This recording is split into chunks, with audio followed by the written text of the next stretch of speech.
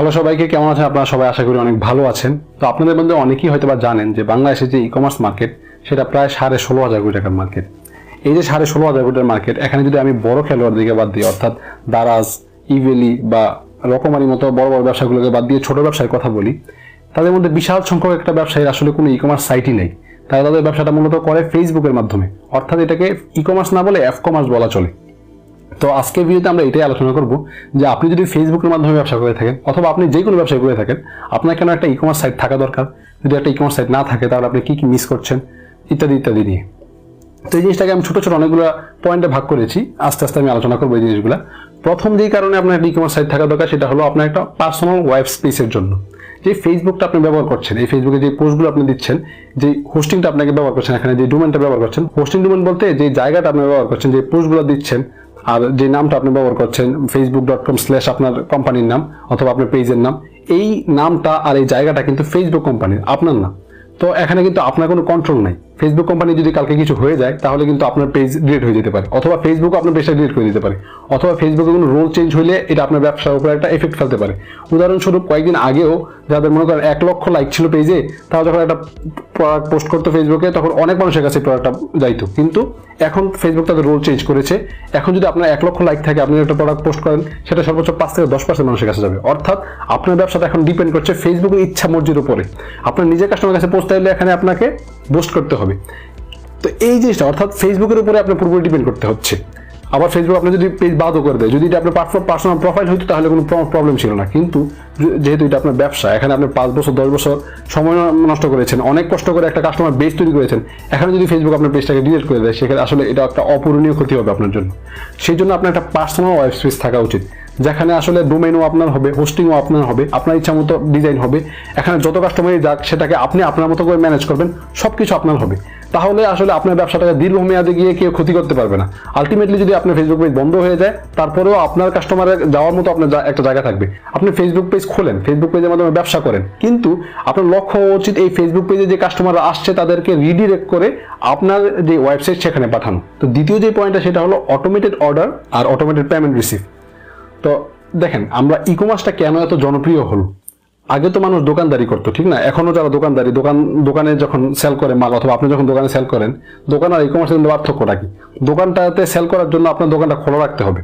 যতক্ষণ দোকান খোলা থাকবে ততক্ষণ আপনার এখানে সেল হবে। যদি দোকান বন্ধ হয়ে যায় তাহলে সেল হবে না, স্বাভাবিক। মানে ফিজিক্যালি আপনাকে এখানে সেল করতে হয়। কিন্তু যখন আপনি একটা ই কমার্সের মাধ্যমে সেল করছেন, এখানে কিন্তু এটা আপনি অটোমেটেড করতে পারতেছেন। যখন আপনি দোকানে থাকছেন অথবা আপনার কেউ একজন আপনার ওয়েবসাইটের সামনে দাঁড়ায় নাই, তারপরেও কিন্তু আপনি অটোমেটিক অর্ডার রিসিভ করতে পারতেছেন, আপনার পেমেন্টটা রিসিভ করতে পারতেছেন। কিন্তু ফেসবুক পেজে আপনি জিনিসটা পাচ্ছেন না। ফেসবুকে আপনার আসলে ম্যানুয়ালি অর্ডার দিতে হয়, হয়তো কমেন্টের মাধ্যমে অথবা মেসেজের মাধ্যমে। তো ধরেন আপনার কাস্টমার আপনাকে রাতে 3টার সময় মেসেজ দিল একটা প্রোডাক্টের জন্য, হয়তো আপনি তখন সজাগ নেই, এই কাস্টমার কিন্তু আপনার জন্য অপেক্ষা করবে না, সে অন্য কোনো ওয়েবসাইটে চলে যাবে। তখন কিন্তু আপনি একটা পটেনশিয়াল কাস্টমার মিস করছেন। এই জিনিসটা থেকে যদি বাঁচার জন্য আপনার ফেসবুক, আপনি যদি একটা ওয়েবসাইট তৈরি করেন, সেখানে আপনি অটোমেটেড পেমেন্ট রিসিভ করেন, অটোমেটেড অর্ডার রিসিভ করেন, সেই ক্ষেত্রে আপনার অনেক ক্ষেত্রে সুবিধা হবে। আপনার ম্যান পাওয়ার কম লাগবে, আপনার সবকিছু অটোমেটেড হলো, কাস্টমার একটা স্মুথ সার্ভিস পাইলো। এছাড়াও আপনার কোম্পানি সম্পর্কে কাস্টমার অনেক সময় অনেক প্রশ্ন থাকে যে আপনি ডেলিভারিটা কিভাবে করবেন, এই প্রশ্নগুলো উত্তর আপনি অটোমেটিকলি ওয়েবসাইটে দিয়ে রাখতে পারবেন। তো একজন বসে বসে এই জিনিসগুলো উত্তর দিতে হবে না। আর তৃতীয় যে পয়েন্টটা সেটা হলো প্রোডাক্ট শোকেজ করা আর স্টক ম্যানেজমেন্ট করা। যেমন ফেসবুকে যখন আপনি একটা প্রোডাক্ট শোকেজ করতে যান, সেখানে আপনি একটা পোস্ট দিলেন, দ্বিতীয় পোস্ট দেওয়ার পর আগের পোস্টটা নিচে চলে যায়। আলটিমেটলি আসলে হয়তো ওই পোস্টে কিছু প্রোডাক্ট এখনো সেল করা বাকি আছে, কিন্তু ফেসবুকে বর্তমানে একটা প্লাগইন চলে এসেছে যেখানে আপনি প্রোডাক্ট শোকেজ করতে পারবেন। তারপরেও সেটা এতটা ইফেক্টিভ না যতটা ইফেক্টিভলি আপনি আপনার ওয়েবসাইটে প্রোডাক্ট শোকেজ করতে পারবেন। যেমন ইচ্ছা মতো আপনি আপনার দোকানটাকে সাজাতে পারেন, ঠিক ওইভাবে আপনি আপনার ওয়েবসাইটটাকে খুব সুন্দরভাবে সাজাতে পারবেন। যে প্রোডাক্টটাকে বেশি গুরুত্ব দিয়ে বিক্রি করতে চাইবেন সেটাকে আপনি একটু হাইলাইট করে রাখতে পারবেন, যেটাকে একটু কম গুরুত্ব দিয়ে সেটাকে একটু ছোট করে রাখতে পারবেন। অর্থাৎ website is your own space, এখানে আপনি ইচ্ছা মতো কাস্টমাইজেশন করতে পারবেন। তো এই সুযোগ সুবিধা আপনাকে এটা পাচ্ছেন। এছাড়া যে স্টক ম্যানেজমেন্টের ব্যাপারটা, ধরেন ফেসবুকে আপনি একটা টি শার্ট বিক্রি করার জন্য একটা পোস্ট দিলেন, টি শার্টটা আপনার কাছে 5টাই আছে, কিন্তু 10 জন কাস্টমার আপনাকে নক করলো যে টি শার্টটা আমার লাগবে। তো বাকি 5 জনকে কিন্তু আপনাকে ম্যানুয়ালি মানা করে দিতে হবে যে ভাই আমার টি শার্টটা নাই, স্টক শেষ হয়ে গেছে। এই যে কাস্টমারকে আপনি না করে দিচ্ছেন, এটা কিন্তু কাস্টমারের কাছে আপনার একটা ব্যাড এক্সপিরিয়েন্স তৈরি করে, যে আমি প্রোডাক্টটা চাইলাম কিন্তু পাইলাম না। কিন্তু এই স্টক ম্যানেজমেন্টটা কিন্তু আপনি ওয়েবসাইটে অটোমেটিকলি করতে পারবেন। যখন আপনি ওয়েবসাইটে একটা টি শার্টের ছবি দিবেন আর সাথে 5টা স্টক অ্যাড করে দিবেন, তখন যদি একটা কিনা হয়ে যায়, অর্থাৎ একটা যদি পারচেস করা হয়ে যায়, অটোমেটিকলি 4 হয়ে যাবে, আরেকটা হয়ে গেলে অটোমেটিকলি 3 হয়ে যাবে। অর্থাৎ আপনাকে এটা ম্যানুয়ালি কাজ করতে হবে না। যখন একটা অর্ডার হবে একটা কমে যাবে, আরেকটা অর্ডার হলে আরেকটা কমে যাবে। এখানে কাস্টমার লাইভ দেখতে পাচ্ছে যে স্টকটা কিভাবে ম্যানেজ হচ্ছে। তো কাস্টমার আসলে অতিরিক্ত অর্ডারও দিবে না এখানে। আর যারা আসলে কিনতে চায় প্রোডাক্টটা, তাদের আসলে একটা ফেয়ার কাজ করবে, একটা ভয় কাজ করবে যে প্রোডাক্টটা শেষ হয়ে যাচ্ছে, সে তাড়াতাড়ি অর্ডার প্লেস করবে। এই সুযোগ সুবিধা আপনি এখানে পাবেন। এছাড়া যে সুযোগ সুবিধা আপনি এখানে পাবেন, আপনাদের মধ্যে অনেকেই আছে যারা কাস্টমাইজ প্রোডাক্ট সেল করেন। যেমন মনে করেন কাস্টমাইজ টি শার্ট, যেমন আমার ব্যবসা, আমি কাস্টমাইজ টি শার্টের ব্যবসা করি। এখানে যদি আমি ফেসবুকের মাধ্যমে শুধু অর্ডারগুলো নিতাম, সেখানে মেসেঞ্জারে গিয়ে আমাকে বিবরণ নিতে হয় যে কি কি ডিজাইন হবে, ডিজাইনটা কয় কালারের হবে, এগুলো বিবরণ নিতে হয়। কিন্তু আমি আমার ওয়েবসাইটে অটোমেটিক একটা প্লাগ ইন অ্যাড করে দিয়েছি, যেখানে আপনি ইচ্ছা করলে আপনার ইচ্ছা মতো আপনি ডিজাইনটা ওইখানেই করে দিতে পারবেন। কোনো ডিজাইন স্কিল দরকার নেই, আপনি নিজের ইচ্ছা মতো কিছু ড্র্যাগ এন্ড ড্রপের মাধ্যমে এখানে একটা ডিজাইন তৈরি করে ফেলতে পারবেন, আর সেই ডিজাইনটা দেখে আমি আপনাকে টি শার্টটা বানিয়ে দিতে পারবো। এই সুযোগ সুবিধা আমি শুধুমাত্র পাচ্ছি কারণ আমার ওয়েবসাইট আছে দেখে। আমি যদি শুধু ফেসবুকের মাধ্যমে অর্ডারটা নিতাম, তাহলে এই কাস্টমাইজেশনের সুযোগ সুবিধা আমি পাইতাম না। আপনার অন্য যে কোনো বিজনেস হতে পারে, এই বিজনেসে যদি আপনার কাস্টমাইজ প্রোডাক্ট আপনি সেল করে থাকেন, তাহলে আপনি ওয়েবসাইট খোলা উচিত, কারণ ওয়েবসাইটের মাধ্যমে এখানে আপনি ভালো একটা সাপোর্ট পাবেন। এছাড়া আজ এই সুযোগ সুবিধাগুলো আপনি পাবেন ওয়েবসাইটের মাধ্যমে, আপনি আপনার কাস্টমারের ডাটাগুলো এখানে স্টোর করতে পারবেন। যখন আপনি ফেসবুক পেজ ইউজ করতেছেন, যখন মনে করেন আপনি এই মাসে 1000টা সেল করছেন, ঠিক আছে, যখন আপনি 1000টা সেল করছেন, অর্থাৎ এর মানে কিন্তু এই না যে আপনার পেজে কিন্তু মাত্র 1000 জন লোকই আসছে, হয়তো বা 10,000 লোক আসছে। 10,000 লোকের মাধ্যমে 1000 জন কিনছে, বাকি 9,000 জন কিনে নাই। বাকি 9,000 জন কিন্তু কেনার জন্য আসছিল, হয়তো বা কোনো কারণে সে কিনে নেই। এই যে 9,000 জন বাকি আসছিল, তাদের ডাটা কিন্তু ফেসবুক কোম্পানি আপনাকে দিচ্ছে না। তারা কিন্তু আপনার পটেনশিয়াল কাস্টমার, তাদের ডাটা যেহেতু দিচ্ছে না, আপনি তাদেরকে আর দ্বিতীয়বার কাস্টমার হিসেবে বানাইতে পারতেছেন না।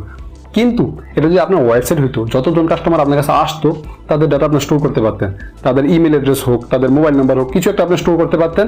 তাহলে দেখা গেছে কি 10,000 কাস্টমার আপনার কাছে আসছে, হয়তো 1000 কিনছে, বাকি 9,000 কিনে নাই। কিন্তু তা আপনি বুঝতে পারলেন এই 9,000 পটেনশিয়াল কাস্টমার তারা কেনার জন্যই আসছে।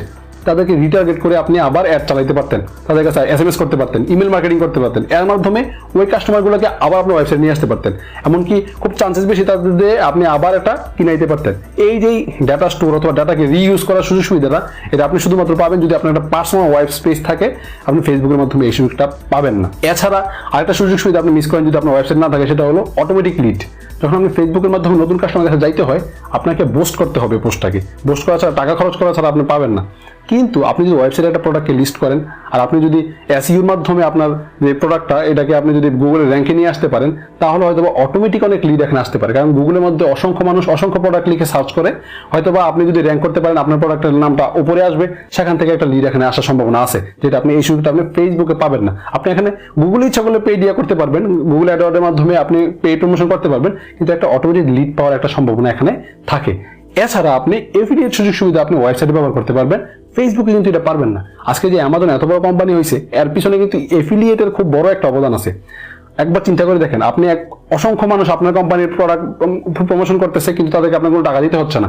যখন একটা সেল হচ্ছে, সেলের একটা কমিশন পাচ্ছে। এফিলিয়েট সিস্টেমটা কিন্তু একটা ম্যাজিকের মতো কাজ করে। অ্যামাজন আজকে এত বড় হয়েছে, এর পিছনে এফিলিয়েটের অনেক বড় একটা অবদান আছে। তো আপনি যদি চান আপনার কাস্টমারের কাছেও আপনি এফিলিয়েট সুবিধা দিতে চান, সেই ক্ষেত্রে আপনার একটা ওয়েবসাইটের দিকে যাইতে হবে। আপনি কিন্তু ফেসবুক পেজের মাধ্যমে অথবা অন্য কোনো সিস্টেম আপনি এফিলিয়েটটাকে ইন্টিগ্রেট করতে পারবেন না। আপনি আপনার ওয়েবসাইটে এই জিনিসটা পারবেন। আর সর্বশেষ যে পয়েন্টটা, সেটা হলো রিকল ভ্যালু।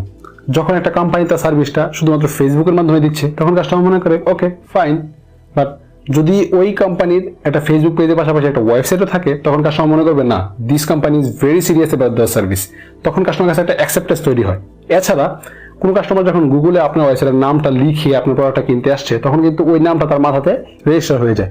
পরবর্তীতে সিমিলার কোনো প্রোডাক্ট কেনার ক্ষেত্রে তার মাথাতে সবার আগে এই নামটাই আসবে, একটা রিকল ভ্যালু তৈরি হয় তার মগজে। তো আশা করি আপনারা সবাই বুঝতে পারছেন যে কেন আপনার একটা ওয়েবসাইট দরকার। যদি আপনি এখন পর্যন্ত একটা ওয়েবসাইট বানানোর সিদ্ধান্ত না নিয়ে থাকেন, অবশ্যই খুব তাড়াতাড়ি একটা ওয়েবসাইট বানানোর সিদ্ধান্ত নিন। যদি আপনার কাছে মনে হয় যে ওয়েবসাইট জিনিসটা আসলে খুব কস্টলি, ব্যাপারটা এরকম না, খুব কম খরচ আপনার ওয়েবসাইট বানাতে পারবেন, ফ্রি অফ কস্ট আপনার ওয়েবসাইট বানাতে পারবেন।